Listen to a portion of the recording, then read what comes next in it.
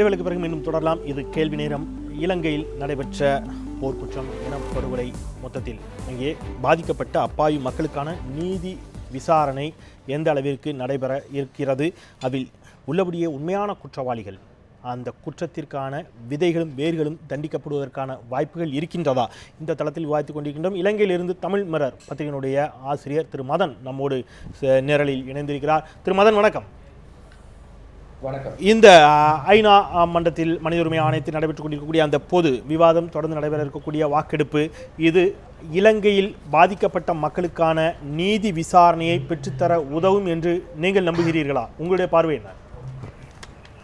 முற்றுமுழுதாக பெற்றுக் கொடுக்க முடியும் என்ற நம்பிக்கை யாருக்குமே இல்லை. அது இரண்டு தரப்பு சார்ந்த ஒரு குற்றச்சாட்டாக இங்கு எழுந்திருக்கின்ற பட்சத்தில் இருதரப்பு விசாரணை என்பது கண்டிப்பாக தேவைப்படுகின்ற காரணத்தினால் முற்றுமுழுதாக பாதிக்கப்பட்ட மக்களுக்கான ஒரு நிவாரணமாக இந்த விசாரணை பொறிமுறை அமையும் என்று யாருமே ஏற்றுக்கொள்ள முடியாது. ஆனாலும் இலங்கையினுடைய சட்டத்திட்டத்துக்கு அமைவாக, இலங்கையில் ஏற்கனவே கூறப்பட்ட இந்த விவகாரங்களுக்கு அமைவாக, அதன் முயற்சியின் ஒரு சர்வதேசத்தினுடைய தலையீட்டோடு ஒரு மேற்பார்வையிலே இடம்பெற இருக்கின்ற விசாரணை என்ற காரணத்தினால் இலங்கையினால் ஒரு நழுவல் போக்கினை கடைபிடிக்க முடியாத ஒரு நிர்பந்தம் அவர்களுக்கு ஏற்பட்டிருக்கின்றது. ஆனால் இலங்கை சட்டத்திட்டங்களுக்கு உட்பட்ட நிலையிலே அந்த விசாரணைகளை கொண்டு செல்வதற்கான யதார்த்த தன்மைகளும் இங்கே இருக்கின்றன. இந்த யதார்த்தத்தோடு நீங்க இலங்கை சட்டத்திட்டத்திற்கு உட்பட்ட யதார்த்தத்தோடு கொண்டு செல்வதற்கான வாய்ப்பு இருக்குது அப்படின்னு சொல்லுகின்ற பட்சத்தில் ஒரு வாதத்திற்கு ஒருவேளை இவர்கள் குற்றவாளிகள் என்று விசாரணையின் முடிவு வந்தால் கூட இலங்கையின் சட்டத்திட்டத்திற்கு உட்பட்டு ஒருவேளை ராஜபக்சேவோ அல்லது அன்றைக்கு போரில் பங்கேற்றதாக குற்றம் சாட்டப்பட்ட மைத்ரிபால சிறிசேனா இன்றைக்கு அதிபராக இருக்கிற அவராகட்டும், இவர்கள் எல்லாம் தண்டிக்கப்படுவதற்கான வாய்ப்புகள் என்பது எந்த அளவிற்கு நடைமுறையில் சாத்தியம்? நடைமுறை சாத்தியம் என்பது விசாரணைகளை பொறுத்தது. அதற்கான உதாரணங்களை ஏற்கனவே காண்பித்திருக்கின்றார்கள். பொதுவாக உதயகம்மன் பிள்ளை போன்றவர்கள் கூட இங்க இருக்கின்ற ஊடகவியலாளர்களை சந்தித்து கலந்துரையாடல கொண்டு கூடிய ஒரு விடயம், சர்வதேச பொறிமுறையில் இங்கே ஏற்கனவே முன்னர் விசாரணைகள் நடைபெறவில்லை. ஏற்கனவே கிருஷாந்தி கொலை வழக்காகட்டும், செம்மணியில் நடைபெற்ற புதைகுழிகள் தொடர்பான விசாரணைகளாகட்டும், அங்கே ஒரு சில இராணுவத்தினர் தண்டிக்கப்பட்டிருக்கின்றார்கள். அது இலங்கையினுடைய சட்டத்திட்டங்களுக்கு அமைவாக. ஆக ஒட்டுமொத்தமாக இராணுவத்தினரையோ ஒட்டுமொத்த இராணுவ கட்டமைப்பினை குற்றம் சாட்டுவது என்பதே இலங்கை சட்டத்திட்டத்துக்கு முரணானது என்றும், தனிப்பட்ட ரீதியில் அது இராணுவ வீரராகட்டும், அரசியல் தலைவர்களாகட்டும், யாராக இருந்தாலும் தனிப்பட்ட ரீதியில் ஒருவர் குற்றமளித்திருந்தால் அந்த குற்றங்கள் நிரூபிக்கப்பட்டால் அது இலங்கை சட்டத்திட்டங்களுக்கு ஒப்பான ஒரு தண்டனையாக பெற்றுக்கொள்ளக்கூடிய என்று கூறியிருக்கின்றார். இதேதான் பிரதமர் ரணில் விக்ரமசிங்கே அவர்களும் கடந்த ஞாயிற்றுக்கிழமை ஊடக பிரதானிகளை சந்திக்கின்ற பொழுது கூறிய ஒரு விவகாரம். இப்ப நான் உங்களுடைய வாதத்திலிருந்து இவ்வாறு எடுத்துக்கொள்ளலாமா திருமதன்? தனிப்பட்ட முறையில் இந்த குற்றங்களில் நேரடியாக எந்த இடத்திலும் ராஜபக்சேவோ மைத்ரிபால சிறிசேனாவோ மற்றவர்களோ நேரடியாக பங்கெடுக்கவில்லை என்பதுதான் அனைவரும் அறிந்த உண்மை. தனிப்பட்ட முறையில் நேரடியாக, நான் சொல்றது நேரடியாக களத்தில் நின்று அவர்கள் போர் புரியவில்லை, யாரையும் கொல்லவில்லை. அந்த வாதத்தின் அடிப்படையில் அவர்கள் நிரபராதிகள் என்றுதானே அங்கே எடுத்துக்கொள்ளப்படும். இல்லை, அது நீங்கள் குறிப்பிடுவது போல் நிரபராதிகள் என்ற அங்கீகாரம் இருக்காது. ஒரு இராணுவ தளபதிக்கோ இல்லாட்டி இராணுவ கட்டளை தளபதிக்கோ யாருடைய கட்டளைக்கு இணங்க அந்த யுத்த குற்ற மீறல்களை மேற்கொண்டிருந்தார்கள் என்ற ஒரு விசாரணை வந்தால் அங்கு விசாரிக்கப்படுவார்கள். அதை விடுத்து அந்த கட்டளை தளபதியினுடைய கட்டளைகளை மீறி செயற்பட்ட சிப்பாய்களாக இருந்தால் அவர்கள் வேறு விதமாக தண்டிக்கப்படுவார்கள். ஆக மொத்தத்தில் உயர்மட்டத்தில் இருந்த தலைவர்களுக்கான தீர்ப்பு என்பது அவ்வளவு இலகுவான விடயமாக இருக்க போவதில்லை. அந்த அளவில் எடுத்துக்கொள்கிறேன். அதுதான் அந்த அளவில் நான் எடுத்துக்கொள்கிறேன். அதுதான் அவர் சொல்றது. உயர்மட்டத்தில் இருக்கக்கூடிய தளபதிகளுக்கு அவர் அதான் சொல்றாருன்னு சொன்னா, ஆட்சியாளர்களுக்கு என்பது நீதி எந்த அளவிற்கு சாத்தியம் இந்த விசாரணையின் அடிப்படையில். சரி, இந்த விசாரணை அடிப்படையில் சாத்தியம் இல்லை என்று சொன்னால் இருக்கக்கூடிய, நீங்க சொல்ற மாதிரி நம்ம எல்லோரும் ஒரு எதிர்பார்ப்போடு இருக்கலாம். அங்கே படுகொலைக்கு காரணமானவர்கள் தண்டிக்கப்பட வேண்டும் என்ற எண்ணம் இங்கே எல்லோருக்கும் இருக்கலாம். ஆனால் அது இன்னொரு நாடு. நம்ம விரும்பினாலும் விரும்பாவிட்டாலும் அதற்கென்று சில சட்டத்திட்டங்கள் இருக்கின்றன.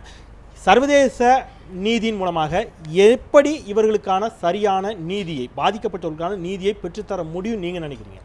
ஸ்பெசிஃபிக் எக்ஸாம்பிள் நான் சொல்கிறேன். நடேசன் இருந்தார், அவர் பொலிட்டிக்கல் முதல்ல போலீஸ் இருந்தார், அப்புறம் பொலிட்டிக்கல் செக்ரட்டரி அந்த எல்டிடியில். கடைசியாக அவரோட ஒய்ஃப் சினலிஸ், அவங்க 2 பேரும் நெகோஷியேட் பண்ணி மே 16 போது நாங்கள் சரண்டர் ஆகிறோம்னு சொல்லிட்டு யாரோட நெகோஷியேட் பண்ணாங்க? பாசில் கோத்தபயாவோட, அந்த டிஃபென்சிவ் ஒர்க்கில் அவரோட பிரதர் நெகோஷியேட் பண்ணி போயிருக்காங்க. ஆனால் அவங்க ஒயிட் ஃப்ளாக் போனபோது அவங்க பிடிக்கப்பட்டு பாயிண்ட் பிளாங்க் பேங்கில் எக்ஸிக்யூட்டட். இது அந்த ரிப்போர்ட் சொல்கிறது. எவிடன்ஸ் இருக்குங்கிறாங்க. எப்படி ஊண்ட்ஸ் எப்படி இருந்து எல்லாருக்கும் சொல்லியிருக்காங்க. அதே மாதிரி இசைப்பிரியா சொன்னீங்க இல்லையா, 53rd டிவிஷன் அவங்க தான் டுக்கர் இன்டு கஸ்டடி, அது மட்டும் டீசெண்டாக அதுக்கப்புறம் அவங்களை நாசம் பண்ணிட்டாங்கன்னு இருக்குது. அதே மாதிரி Balachandran was in army custody, இதெல்லாம் போருமே.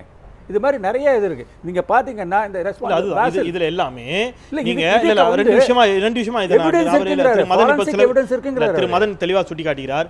கட்டளை தலைமையினுடைய கட்டளை மீறி இருப்பார்கள். இது பாசில் நெகோஷியேட் பண்றாங்கிறதுக்கு எஸ்எம்எஸ் ரொம்ப பிராக்டிகலா நம்ம ஒரு அந்த ரிப்போர்ட் சொல்றேன். இல்ல ரிப்போர்ட் இருக்கு. ரிப்போர்ட் வந்து யார் செய்தார்கள் என்று ராணுவம் செய்தது. இந்த ரெஸ்பான்சிபிலிட்டி அவர் நெகோஷியேட் பண்ணி அதுக்கப்புறம் நடந்திருக்காங்க.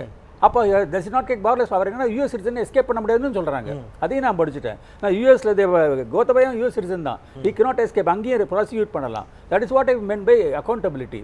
அதாவது ராஜபக்சே இஸ் கன்சர்ன். இவங்க என்ன சொல்றாங்கன்னா அங்கேயே இருக்க ரிப்போர்ட்னா கருணா வந்து இவங்க ஷீல் பண்ணியிருந்தாங்க. கருணா யார்? பிரேக்கே ஃபேக்ஷன். சைல்டு ரெக்ரூட்மெண்ட்ல அவர் பண்ணியிருக்காரு. அவர் ஏன் ப்ராசிக்யூட் பண்ணலங்கிறாரு. கேபி பத்மநாபன் ஆர்ம்ஸ் ப்ரொக்யூரர், அவர் இவர் ராஜபக்சே ஷீல் பண்ணிருக்காரு. அவர்கள் இன்டர்போல் நோட்டீஸ் அவர்கள் குழந்தைகளை இன்டர்போல் நோட்டீஸ் இருக்கு wanted for Rajiv Gandhi association. அவர் என்ன பண்ண போறாங்க அப்படிங்கறாங்க. இது மாதிரி பல பிரச்சனைகள் இருக்கு. அங்க இருக்கு ஸ்ரீலங்கா ஒபினியன் நான் சொல்றேன். அவர் ஒரு இன்னொரு பிரசிடென்ட் இருக்கு. எஸ்பிஆர் பண்டர்நாயக் செலநாயகோட ஒரு இது அக்ரிமெண்ட் போட்டபோது 1958 ஷார்டட் பை புத்திஸ்ட் மங்க். அதுக்கு ஒரு விசாரணை போட்டபோது பல்நாட்டு விசாரணை தான் வந்தது. கானா நைஜீரியாவிலேருந்து ஜட்ஜஸ்லாம் வந்து விசாரிச்சாங்க. அதே மாதிரி டென்சில் பக்கோட நார்தர்ன் கமாண்டர் அந்த ஜட்மெண்ட் ஆஃபீஸர் அவர் எப்படி சொன்னானே தெரியாது. அதுக்கு வந்து நைஜீரியன் ஜட்ஜஸ் எல்லாம் வந்து பண்ணியிருக்காங்க. So there is a president. அதனால இதில் வார்த்தைகள் ஒன்றும் தயக்கமே இல்லை. ஸ்ரீலங்கா அதை ஒத்துக்காங்க. Del B accountability. ரெண்டு விஷயம் நான் அவர்கிட்ட கேட்ட கேள்வி தான். இந்த அடிப்படையில் மட்டுமே இதை நடைமுறையில் பிராக்டிக்கலாக அணுக முடியும் அப்படிங்கிறது தான் உண்மை.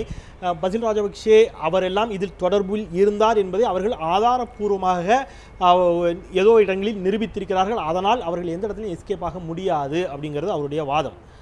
இதையெல்லாம் தாண்டி நீங்கள் விரும்பக்கூடியது போல ஒரே நாளில் விசாரித்து ராஜபக்சே தூக்கு மேடையில் ஏற்றினோம் அல்லது கோத்தபய ராஜபக்சே தூக்கு மேடையில் ஏற்றினோம், பசில் ராஜபக்சே தூக்கு மேடையில் ஏற்றிவிட வேண்டும் என்பதெல்லாம் எண்ணுவது தார்மீக அடிப்படையில் அந்த எண்ணங்களில் இங்கே எல்லோருக்கும் அந்த மாதிரி எண்ணங்கள் இருக்கலாம். ஆனால் அது நடைமுறை சாத்தியமா அப்படிங்கிறது இருக்குல்ல? இல்லை, யாருக்கும் அத்தகைய எண்ணம் இல்லை.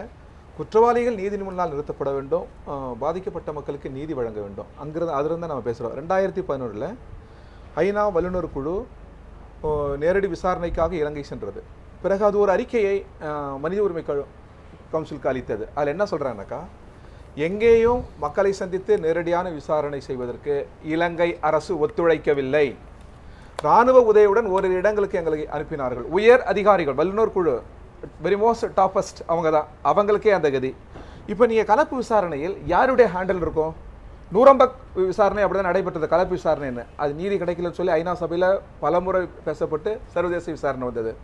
எரித்திரியா, திமோர், இப்போது நாம் வாழ்கிற காலங்களில் இனப்பிரச்சனைகளுக்கான தீர்வுகள் எல்லாம் பாதிக்கப்பட்ட மக்களின் விருப்பம் சார்ந்தான் அமைந்தது. என்னன்னாக்க சர்வதேச விசாரணைகளை தான் அமைந்தது. இங்கே மட்டும் நீங்க கலப்புங்கிறீங்க. கலப்புனாக்கா எந்த வகையிலும் அரசின் இராணுவமோ காவல்துறையோ நீதித்துறையோ அரசு துறையோ தலையிடக்கூடாதுங்கிற விதிகள் வரையறுப்படணும், அது தெளிவுபடுத்தப்படணும். அது முழுமை வரட்டும். அந்த அறிக்கையெல்லாம் தாக்கல் செய்யப்பட்டு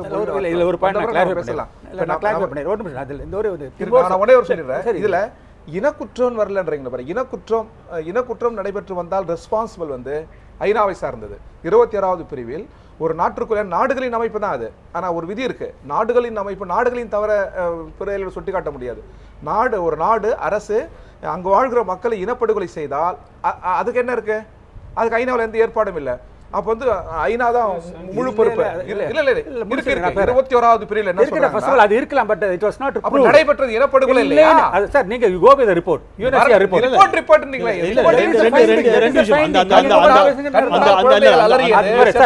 don't get emotional. Please don't get emotional.